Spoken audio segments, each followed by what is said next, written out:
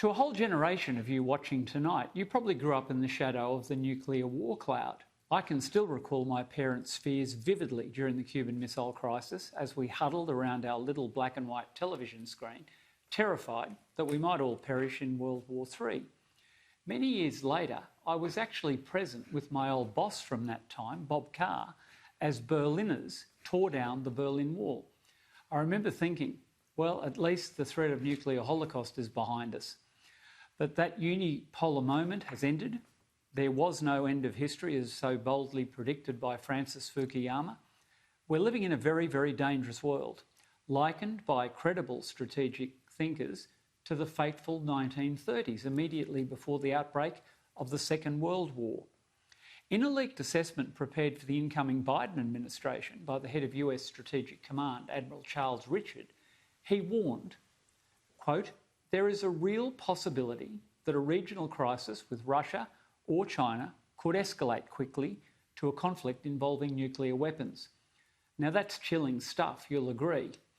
And already we've seen China muscling Taiwan this year, brazenly looking to establish a port facility and infrastructure at Daru in Papua New Guinea, right on our front veranda.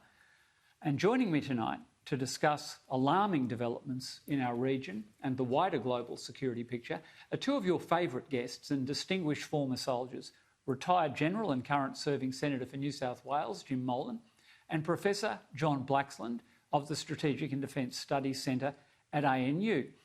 Well, we'll cut straight to the chase. And gentlemen, thanks for joining us on a Friday night.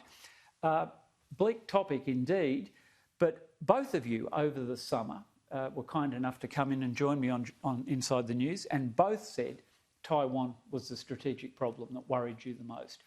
And now we've got the Biden administration receiving warnings about great power rivalry, potentially escalating to nuclear conflict. Jim, is the Admiral being too alarmist? No, I don't think he is, Catherine, and I think that one of the things which will drive him to making that assessment is the changed nature of nuclear weapons. Nuclear weapons nowadays are much smaller, they're much better targeted. So the mutually assured destruction, which we used to, as we were growing up, that we used to see as the thing which stopped war, nowadays there are thoughts that maybe you could get away with a nuclear blast or two. Maybe the Chinese could borrow one of those nuclear torpedoes from the Russians and clear the Taiwan Straits of American nuclear submarines, or something along those lines. Yeah. No, I don't think that's that's bad at all. And my assessment, and I'll throw to John on this. John, what worries me is that this is not idle banter, because the conventional advantage of the United States in the Indo-Pacific has eroded substantially. I've always thought the greater risk was that the US might have to resort to the nuclear arsenal to actually intimidate China, because their ability to operate inside the second island chain is now very severely compromised. And as you know, the A2AD strategic initiatives that they've undertaken since the crisis in '96 means they can do a lot of harm to the US carrier groups and forward deployed forces. So I thought the US might be the first to hit the button. Long-winded way into the question, Chinese military doctrine does actually contemplate using low-yield weapons in the lower Earth's atmosphere to fry the grid. A lot of our listeners and audience would be terrified to learn of that. What's your assessment about the Admiral's prediction that events could lead to a Sarajevo moment where we're in a nuclear war? No, look, it's a very sobering lecture he gave. Essentially, he's right, but I think we need to take on board what he has to say as a sober inflection point for us to reflect on what could be. I think also we need to bear in mind that, and my colleague Brendan Taylor from the STSC has made this point in his book on the four flashpoints and his writings on Taiwan. It's very interesting. He makes the point that essentially China is not yet ready. It's been building its forces and it's probably going to be ready in the next decade. And he said, he was arguing this about a year ago, but essentially what we've seen in the last 12 months with COVID and with the economic changes is and with China continuing to double down an industrial pace of military development, with building a French fleet equivalent every year, essentially accelerating the pace at which China will be in a position where it kind of can call the shots over the Taiwan Straits in a way that will, from their point of view, intimidate any potential support the Americans might want to give to Taiwan. So today we're not there. So that's why I'm reasonably sanguine that for now we're not quite at that point. Because after all, and I'm a strong believer that the Sun Tzu maxim of the acme of skill being to defeat your adversary without fighting is something that they hold quite dear to. But of course, to make that feasible, you have to have the force to deter and coerce your adversary that into falling into line. We're not there yet, but we're getting close, and that closeness has got even closer in the last 12 months. Indeed. So whether or not the Biden administration will come up with a plan to change those dynamics will be interesting to see. My sense is that he is now in the position of trying to craft a position that will coax some concessions out of China.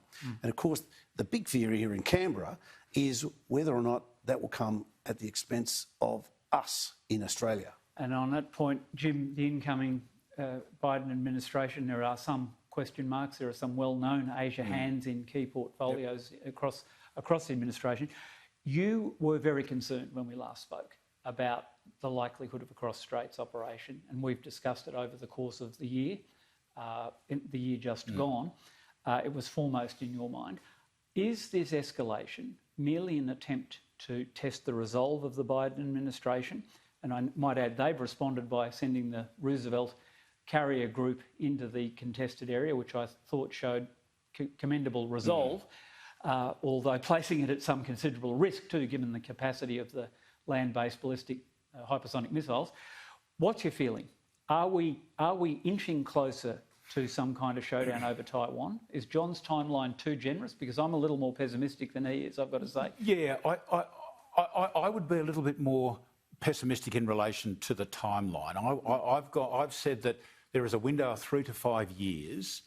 If the Biden administration keeps US defence spending at the level of $700 billion plus per year, it dropped down to $500 billion, which really cost the US military a lot. Yes. Trump got it up to 1 year to $700-something billion. Yeah. Now, if they keep it at that level, I reckon there's 3 to 5 years when the Chinese will have great problems doing it. Now, if you spoke to a Chinese general, with operational warfighting skills, I'm sure Have they got one? Just while we're on the topic. I don't know. And this is very interesting. The last war they fought was against the Vietnamese in '79, and they got done like a dinner. Absolutely. But we've only been fighting little wars ever since. But much of the coordination... To be fair, they've learned a lot of lessons from that experience. Without doubt. And this is something we cannot forget. This is a great nation. Yeah. We're a very clever nation. Yeah. So if you spoke to a Chinese general, and said, how easy is it going to be to get into Taiwan? I suspect that he would say it's not going to be easy at all unless we take out Guam, unless we take out the American nuclear submarines, unless we take out the American bases in Japan and we take out the American fleet. But of course, who's going to make the decision? The Chinese Communist Party is going to make the decision. It's hard enough to get us generals to speak truth to power anyhow, and that's a real problem. Well, here's a quick one then, because that is alarming, and I'm sure our audience will factor that in. Just quickly, beyond my wildest expectations, they're now knocking on our back door. Is it PSYOPs, the Daru exploitation? Yes. Just quickly from each of you, should we be more concerned, or is it just an attempt to use the leverage that the PNG government's giving to put some pressure on us and show that they're capable of playing in our backyard? It's certainly clever on their part, and it's consistent with their interest in playing more in the South Pacific.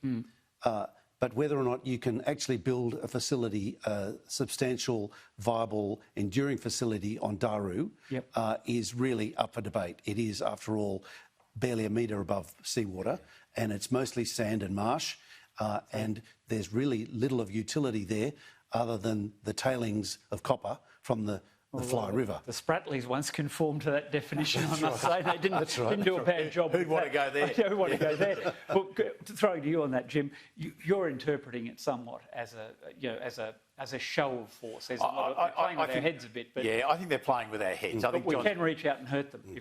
You're right, and it will take them years to do anything. And this is the local province, Papua New Guinea province, governor is blaming us for the appalling state of poverty in that. You know, this illustrates the ungovernableness of Papua New Guinea. He's saying to us, you know, well, what are you going to do for us? Try talking to your corrupt central government. Yeah.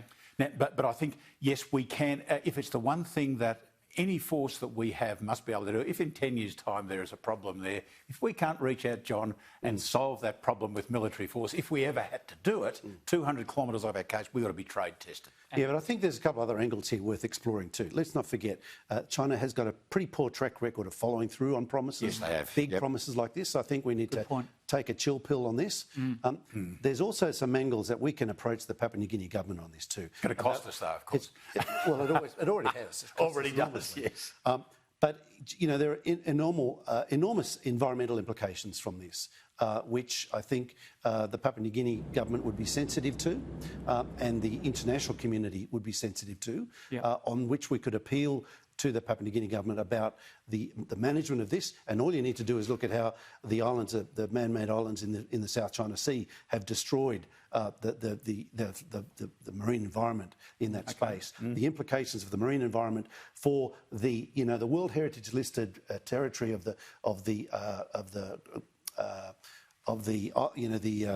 I'm having a mental blank. The islands, the reef, the Great Barrier Reef, of course.